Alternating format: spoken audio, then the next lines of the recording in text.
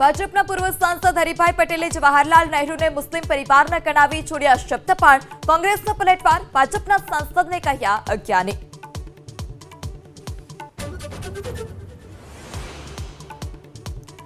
સુરતમાં ગોરાટ વિસ્તારમાં વિધર્મીઓના બાંધકામથી સ્થાનિકોમાં રોષ. અશાંત ધારાનો ચુસ્તપણે અમલ કરાવવો જેવા સ્લોગન સાથેના બેનર અપક્ષ ઉમેદવાર ઉભો કરી લોકોના લડતના મંડા.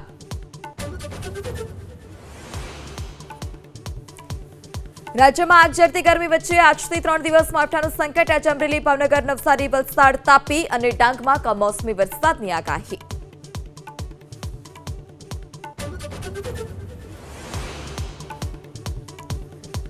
તાલાળાના માર્કેટયાર્ડમાં કેસર કેરીની હરાજીનો આજથી પ્રારંભ. પ્રથમ દિવસે 8,000 બોક્સની આવકનો અંદાજ.